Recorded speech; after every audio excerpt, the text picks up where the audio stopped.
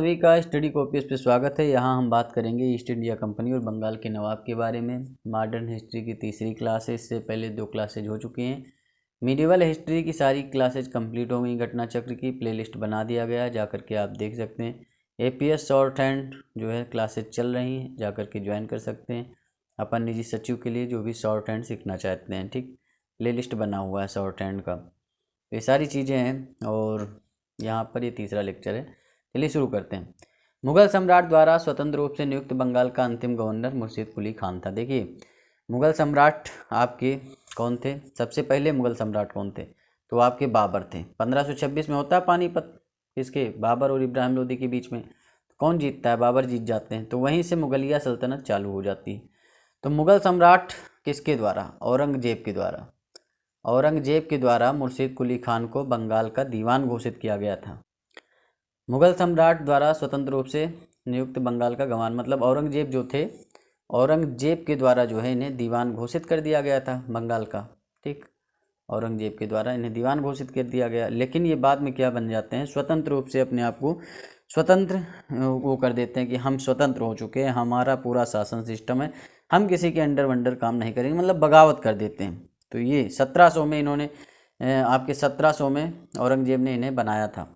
17 साल बाद ये जो है सिस्टम चेंज कर देते हैं, कहते हैं हम जो है यहाँ नवाब हैं और हम किसी की बिल्कुल नहीं सुनेंगे। तो 1717 से 1727 तक इनका टाइम पीरियड चलता है। इन्होंने अपनी राजधानी ढाका से मकसूदाबाद बना दी और मकसूदाबाद का नाम मुर्शीदाबाद रख दिया। भाई मुर्शीद कुली खान इनका नाम है तो रखेंगे नाम क्या? मुर्शीदाबाद इन्होंने रख दिया। अपने मन के मालिक थे, क्या सिस्टम है, समझिए बात को। इसने भूमि बंदोबस्त में इजारा व्यवस्था आरंभ की। इजारा व्यवस्था इन्होंने भूमि बंदोबस्त में शुरू की थी, समझिए बात को। ठेके पर भू राजस्व वसूल करने का सिस्टम था, मतलब ठेका दे दिया जाता था। इजारा व्यवस्था जो है वो ठेका वाला सिस्टम था कि ठेके पर जो है ज़मीन दे दी गई, उसी के ऊपर जो है पूरा का पूरा जितना भी कर टैक्स जो भी चीज़ें होती थी वो ली जाती थी। बस ये समझिए आप, भू राजस्व वसूला जाता था। और मामला ये होता है कि अलीवर्दी खां 1740, देखिए आपके जो ये मुर्शीद कुली खान होते हैं, इनके बाद में शुजाउद्दीन आते हैं। ठीक, 1717 से 1727 तक इनका टाइम पीरियड होता है। 1727 से 1739 तक जो है वो शुजाउद्दीन गद्दी पर बैठते हैं।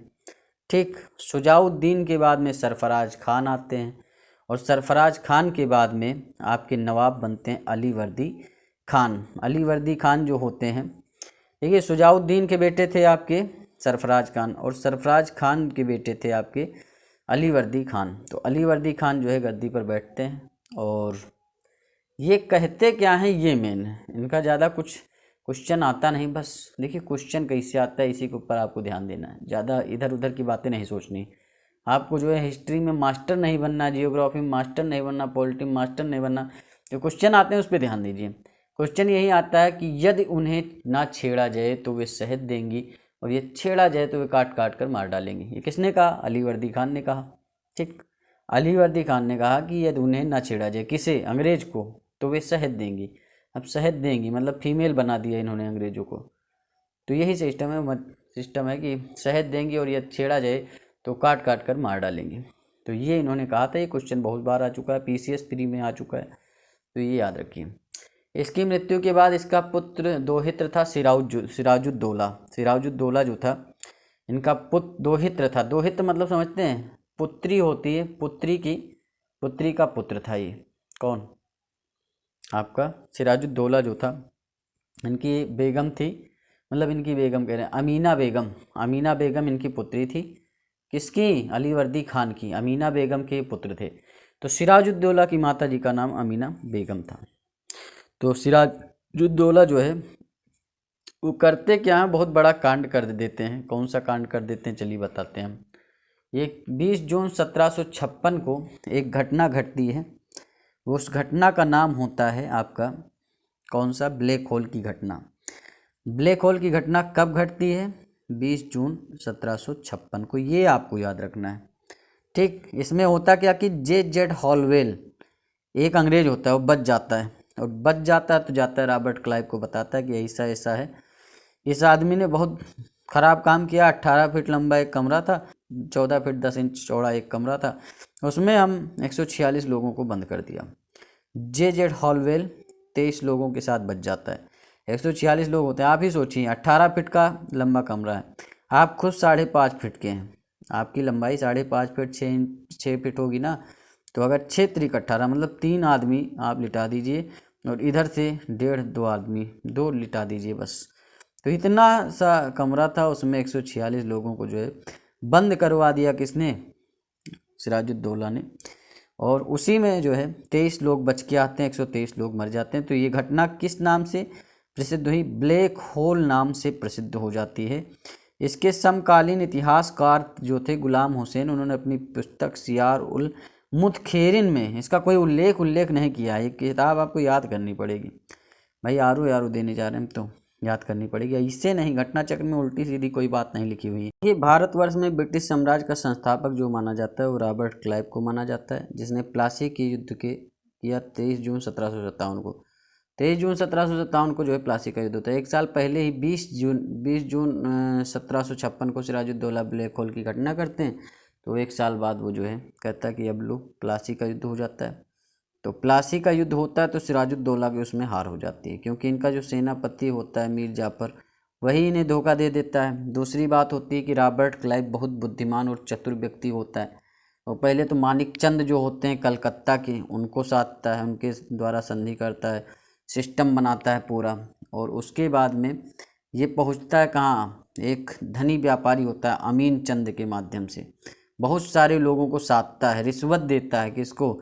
मीर जाफर को, ठीक, राय दुर्लभ को, राय दुर्लभ एक लोग होते हैं, उनको भी इनका दीवान जो होता है किसका? आपके सिराजुद्दौला का। यार लतीफ़ को, यार लतीफ़ भी एक लोग होते हैं। तो तीनों लोगों को क्या होता है, खूब धन दे देकर एकदम संतुष्ट कर देता है और कहता है कि बस मीर जाफर तुम हमारी तरफ आ जाओ और जो है इनको गिरा करके तुम्हें राजा बना देंगे। तो ये सिस्टम बनाते हैं। तो सिराजुद्दौला को धोखे से मारा जाता है। तो यही सिस्टम होता है। इसीलिए 23 जून 1757 को प्लासी का युद्ध होता है, जिसमें सिराजुद्दौला की हार हो जाती है। और प्लासी इस समय है कहाँ पे? तो ये पश्चिम बंगाल राज्य के नदिया जिले में है, भागीरथी नदी के किनारे है। क्लाइव भारत में बंगाल के गवर्नर के पद पर 1757 से 60 तक रहता है और दोबारा 1765 से 67 के मध्य रहता है, ठीक। इस दौरान उसने अवध के नवाब शुजाउद्दौला के साथ इलाहाबाद की संधि कर ली। किसने इलाहाबाद की संधि की? शुजाउद्दौला के साथ जो है आपके शुजाउद्दौला के साथ रॉबर्ट क्लाइव ने 1765 में करते हैं। अंग्रेज सैनिकों का एक श्वेत विद्रोह होता है, किसके समय? उसी के समय, किसके? रॉबर्ट क्लाइव के समय। तो ये भी याद रखना, अंग्रेज सैनिकों का एक श्वेत विद्रोह होता है रॉबर्ट क्लाइव के समय।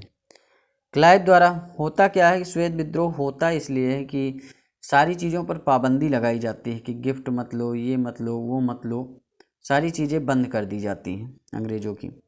तो घूसखोरी तगड़ी चल रही थी, उसी में श्वेत विद्रोह होता है। और उसके बाद में क्लाइव द्वारा बंगाल में सफलतापूर्वक एक लुटेरा राज्य की स्थापना की गई, ठीक, लुटेरा राज्य की स्थापना की गई। क्लाइव एक सैनिक के रूप में जन नेता था। विलियम पिट का यह कथन है कि वह स्वर्ग से उत्पन्न सेना नायक था।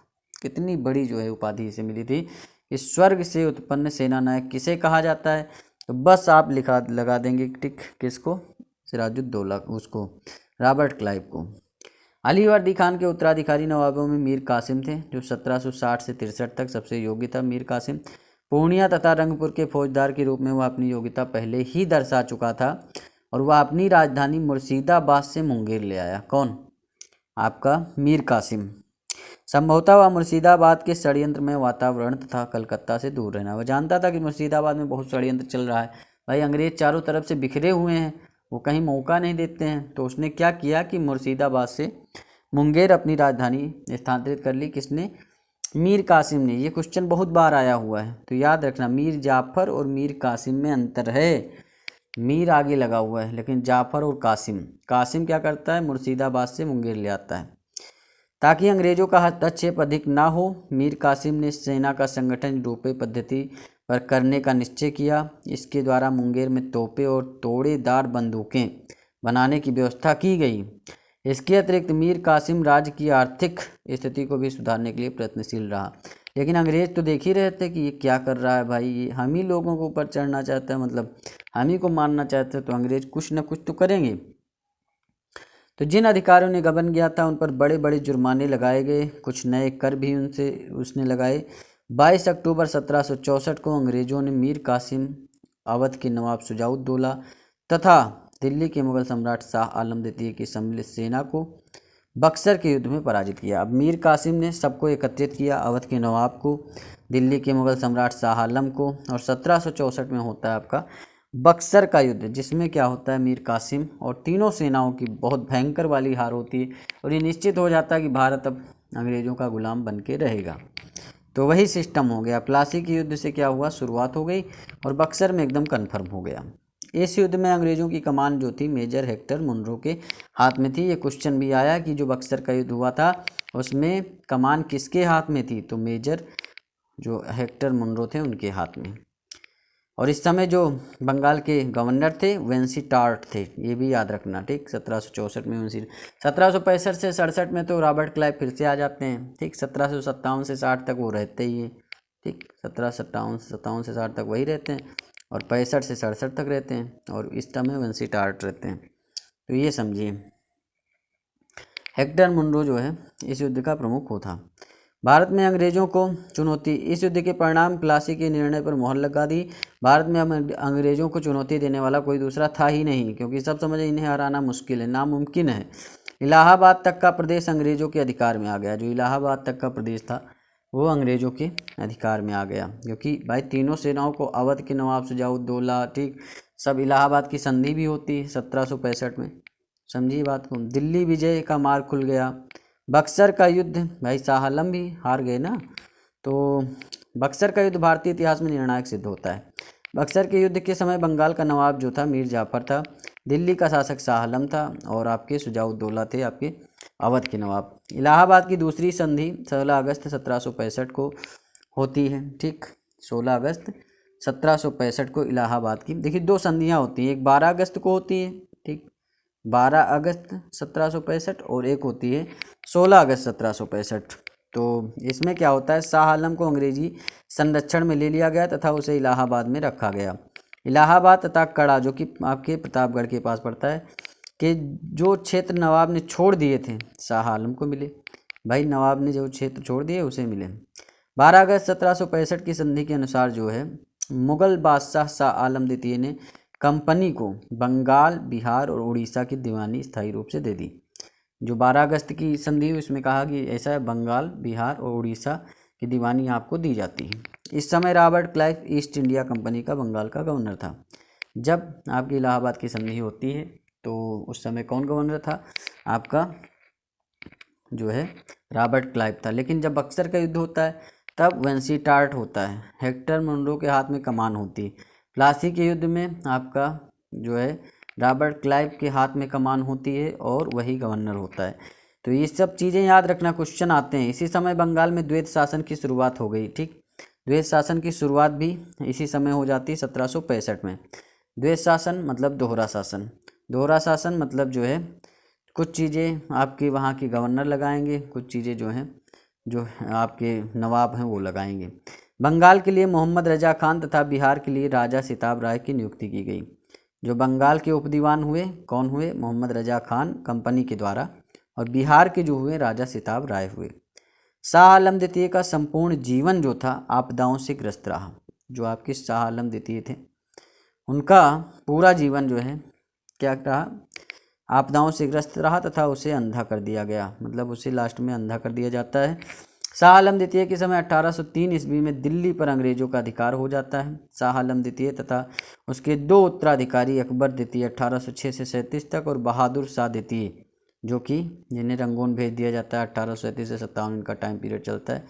इनके दो उत्तराधिकारी थे, तो अकबर द्वितीय इतना चला, उसके बाद में बहादुर शाह जफर जो थे द्वितीय जिसे कहा जाता है 1837 से 57, ये भी 20 साल शासन करते हैं। उसके बाद जो है इन्हें रंगून भेज दिया जाता है और ईस्ट इंडिया कंपनी के पेंशन भोगी मात्र बनकर रह गए। कोई जो है बादशाह वादशाह नहीं थे, मतलब पेंशन भोगी थे, इतना समझ लीजिए आप बस। 1765 ईस्वी में अंग्रेजों द्वारा सिलहट की दीवानी प्राप्त की गई 1765 में। तथा वर्मा युद्ध के बाद स्कॉट द्वारा सिलहट को जयंतिया तथा गारो पहाड़ी क्षेत्रों से जोड़ने के लिए सड़कों का निर्माण किया जाने लगा। तो ये गारो पहाड़ी कहाँ, मेघालय में है, तो वहीं से जो है सिलहट और जयंतिया तथा गारो पहाड़ी क्षेत्र को जोड़ने के लिए सड़क का निर्माण कर दिया आपके बर्मा जाने के लिए, जिसके विरोध स्वरूप इन पहाड़ियों पर रहने वाली जो खासी जनजाति थी ना, उन लोगों ने अपने नेता तीरथ सिंह के नेतृत्व में विद्रोह कर दिया। तो खासी जनजाति के द्वारा जो खासी विद्रोह हुआ वो किसके नेतृत्व में हुआ? तीरथ सिंह के विद्रोह में होता है, मतलब तीरथ सिंह के नेतृत्व में होता है ये विद्रोह, तो ये याद रखना। के.एम. पन्नीकर ने कहा कि 1765 से 72 ईस्वी तक कंपनी ने बंगाल में डाकुओं का राज स्थापित, सही बात है, पूरा पूरा डाकुओं का राज था, इनको मारो, इनको पीटो, इनको रुपए देकर जो है अपने तरफ मिला लो, साम दाम दंड भेद करके इन्होंने पूरी तरीके से बंगाल को अपने उसमें कर लिया, और वहीं से जो है सिस्टम चेंज हो जाता है। तो क्वेश्चन आंसर आपको नेक्स्ट वीडियो में कराएंगे, क्योंकि क्वेश्चन आंसर थोड़े लंबे हैं। तो अभी क्या करेंगे, सही से आप पढ़ेंगे। मिलते हैं आपसे नेक्स्ट वीडियो में। धन्यवाद, थैंक यू, शुक्रिया।